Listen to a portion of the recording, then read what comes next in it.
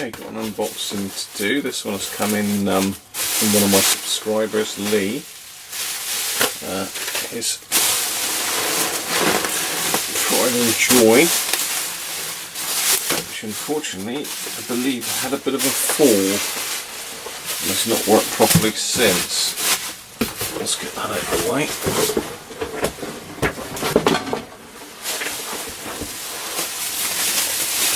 It's arrived in one piece.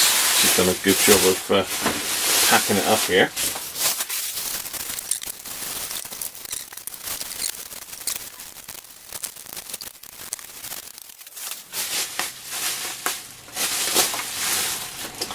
Okay, there we have it.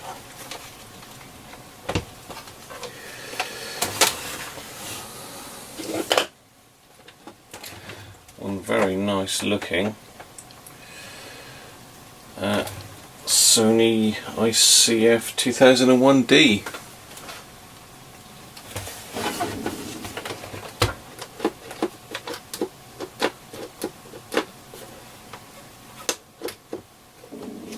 It's in good condition. It's even got the original carry straplet. Aerial.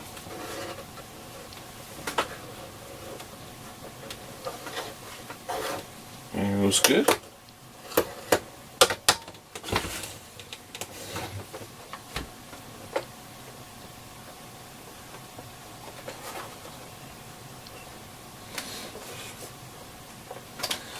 Okay, let's get a power supply then and have a look.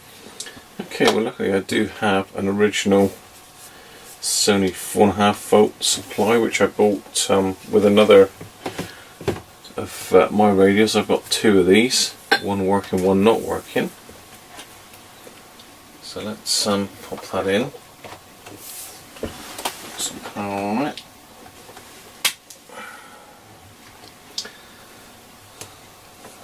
So it needs to put on.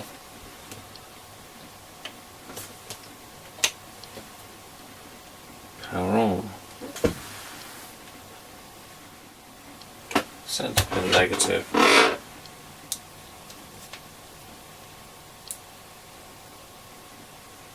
Well, I've got 6.3 volts. It's not that's the offload voltage. That's that.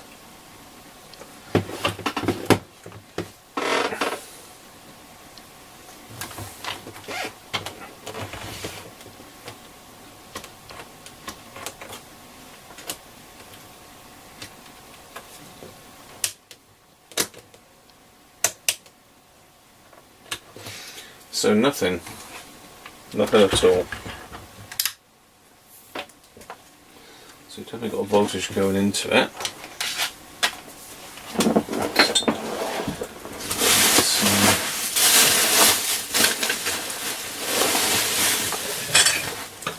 get the rubber mat out.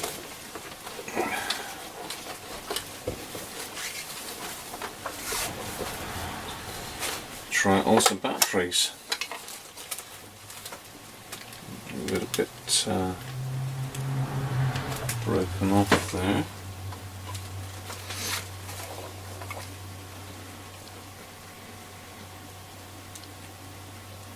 So it uses 3 D cells.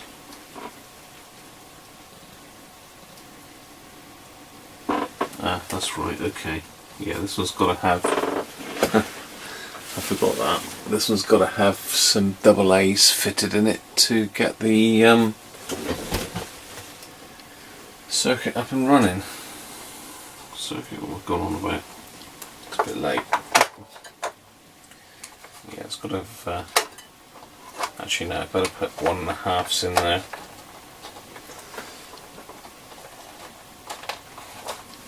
It's rechargeables. Bear with me, I've got some AAs. Okay, I've just popped a couple double A's in there, brand new. Leave the back off for a minute, won't hurt. So now, hopefully, there we go.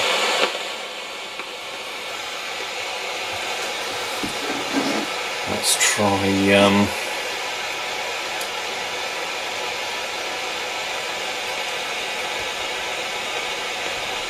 we're on it's not locked, is it?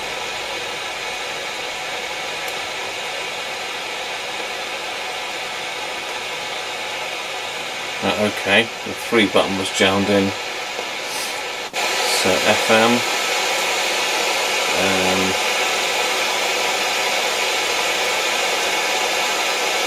100 megahertz should be classical FM.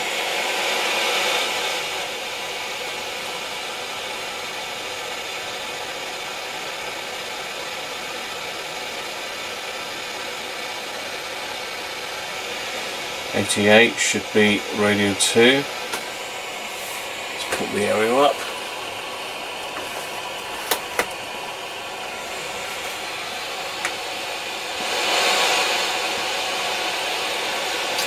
Nothing.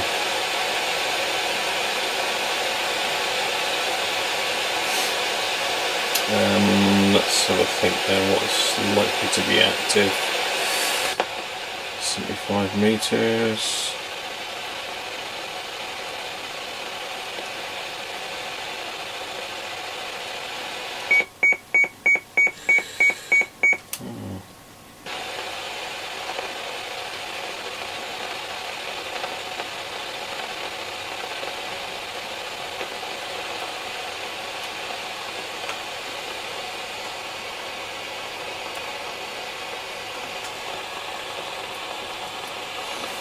Okay, so we have no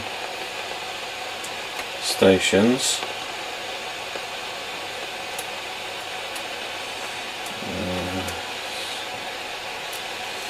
Let's try FM again.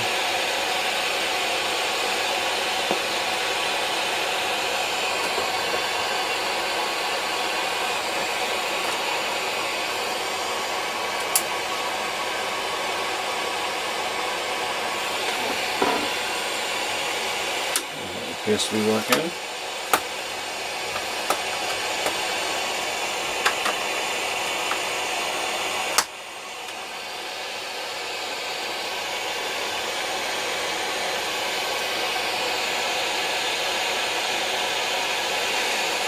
Right, so I just turned that off to make sure the light was working.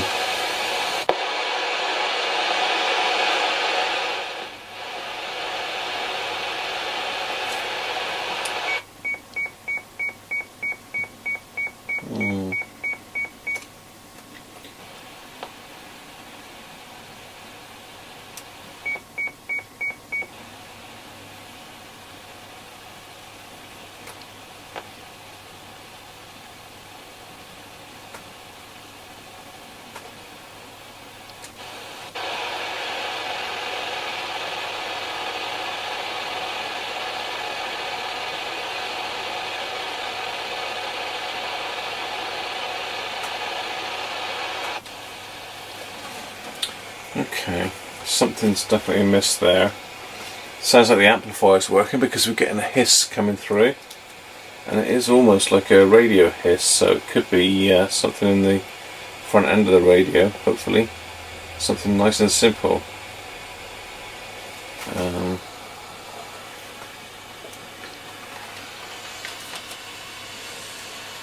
no hard reset on this that I can see. And we have got a strange broken off piece there that I might have to glue back from somewhere.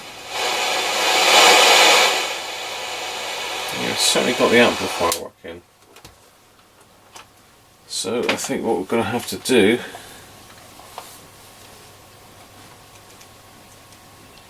is very carefully take it apart and have a look, see what's happened. I can see a trap wire down here, but not sure what that is.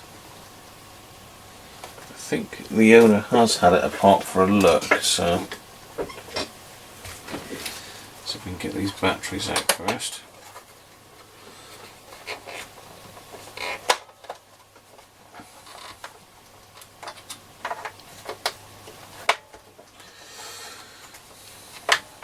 Come on, batteries.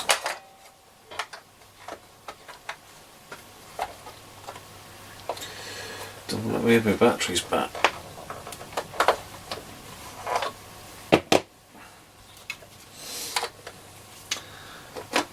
And I have heard you've got to be really careful taking these apart.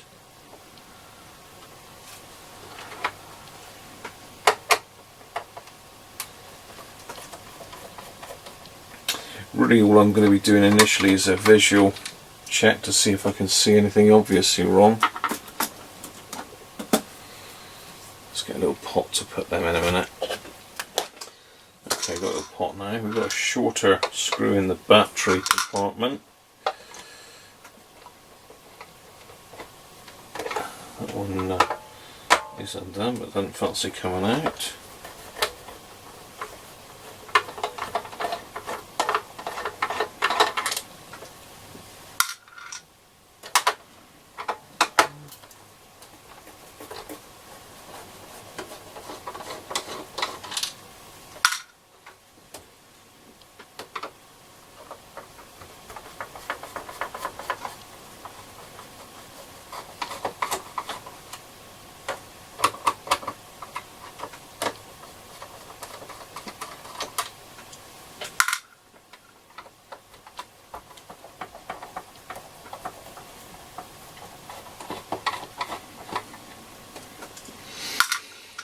These are lovely radios, these.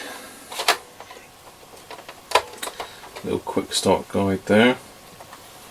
So we can shake this one out. Come on. Some don't want to come out.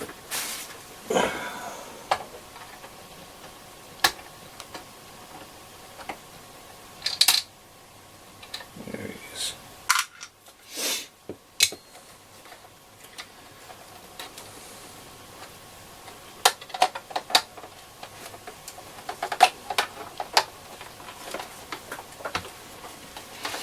Right, so it should gently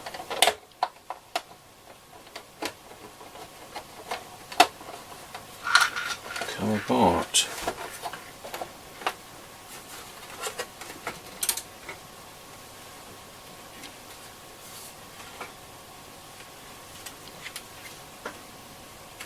Okay.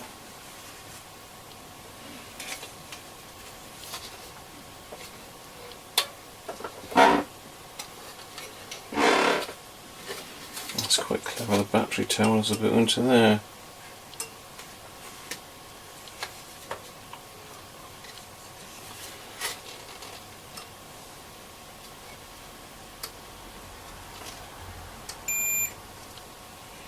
And looks like the antenna just makes contact with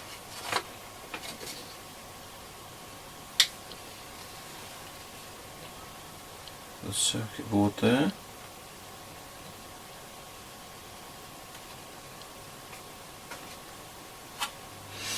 Bit different.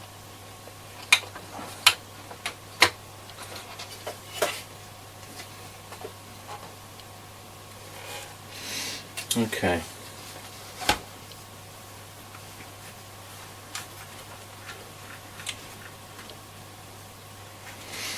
I'm going to whip that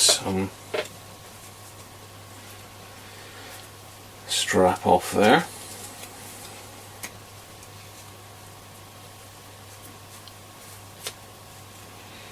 Very well made radios, these, and I'm sure you'll have seen Clint, Oxford Shortwave Log. He uses one of these all the time. It's his sort of benchmark radio, so they are really good quality. I'll put that safely out the way. Down with all the packing.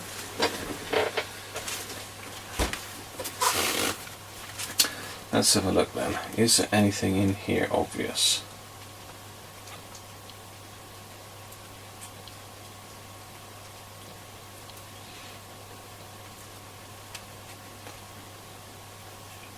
And certainly that FM aerial tab was a bit bent.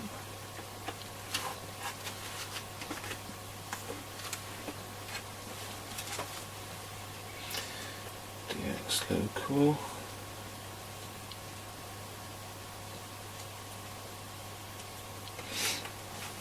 Okay, let's get the batteries back in it then. Let's get the power back on.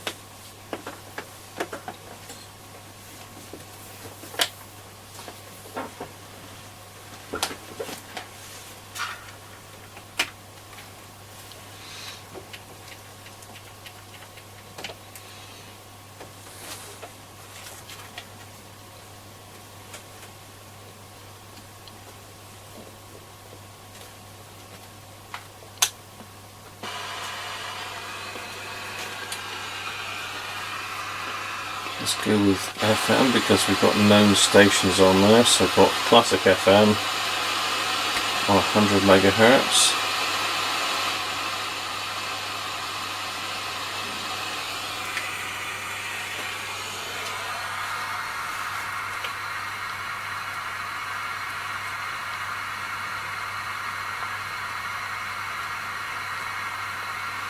As I say, we could have cracked a board by dropping it. So I'm just going to quickly get the magnifier in and just go over it with the illuminated magnifier, so you won't be able to see, unfortunately, for a minute. So bear with me. Okay, well, I've had a good look over it with the magnifier, and there's nothing really obvious. I can't even see any damage from it being dropped. The only thing that is maybe slightly damaged is this shield here. It's bent in slightly there, but it doesn't appear to be touching any components. I've had a look around it with my signal tracer and I can't find a signal anywhere, even though I'm tuned to 101. 100, which is Classic FM. I can't find anything at all. So really it's time to get my head in the manual and have a look. I'm not sure. I mean, this side of the board I think's the amplifier, and I think this side is the sort of RF front end, because the antenna connections go into it. The ferrite antennas go into it. Obviously the FM antenna attaches here somewhere as well. I'm just wondering, it's a bit of a strange design, that FM antenna, in that it looks like it hooks on to a bit of the circuit board. Just pushes on to a terminal somewhere there. I'll have a look to see where that is in a minute, but it could be that when it's been knocked, that's shorted something, which would be in the region of the antenna circuit here somewhere. So it looks like it actually touches there. So it could have shorted something, I suppose, in that area. That's favourite anyway so far, but I have got a service manual for it somewhere. Not very good, but I do have one, so I'm going to get on and have a look through that. Okay, continuing on with this Sony repair. I've had a quick look at some service info on it. There's not really a lot I can do as such until I can get this thing out of the case. So far I've just pulled off the tune knob. I think that's the only one I've got to pull off. The rest of it should slot out, hopefully.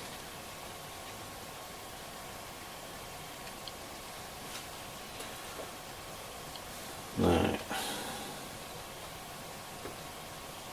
I believe you can take the whole lot out. This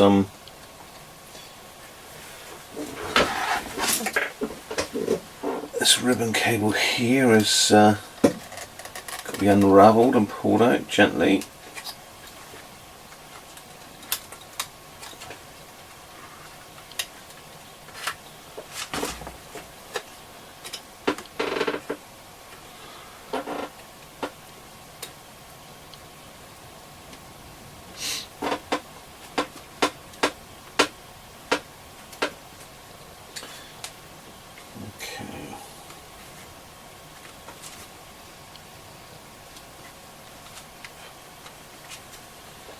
Just looking at the screws to undo it here. That one's undone. So it looks like we've got one there. Particularly good fit. Let's get the big one. There we are.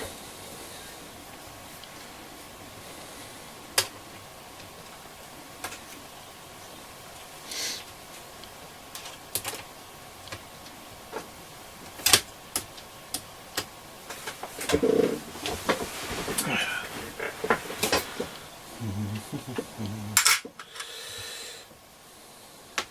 one there as well.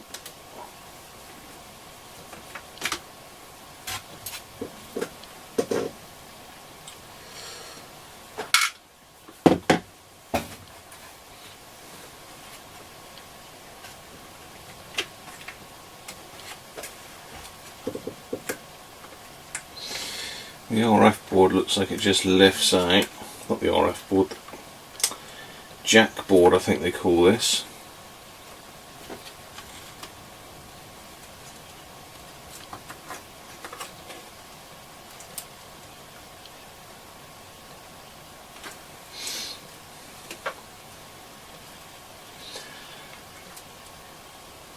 Okay, so speaker split in there.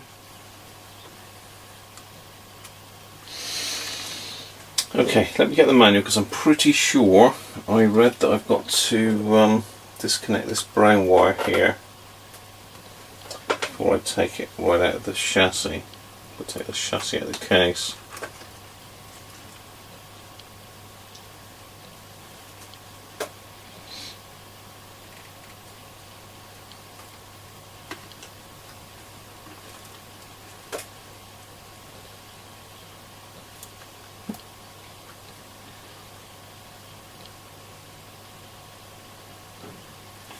Just having a quick glance over it really, just to see if I can see anything untoward. So bear with me, I'll go find the service manual.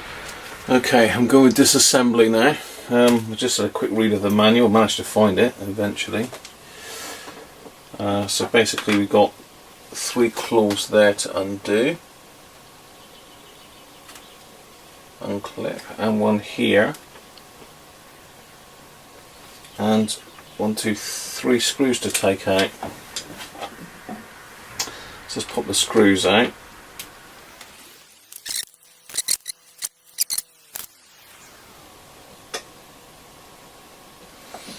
So you want to be really careful with these little, what do you call them?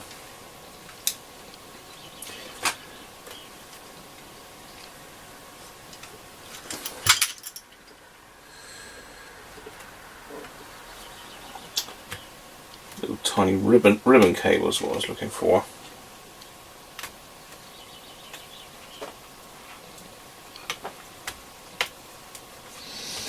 Okay, that's the board undone. I've obviously got the other board loose here as well.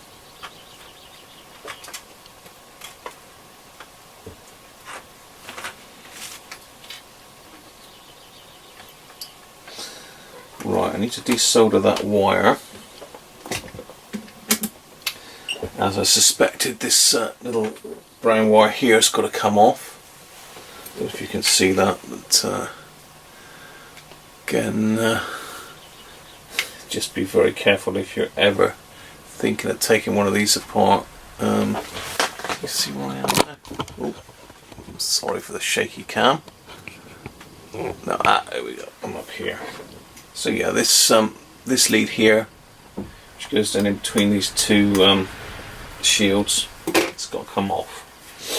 So I'm going to take a quick picture of that.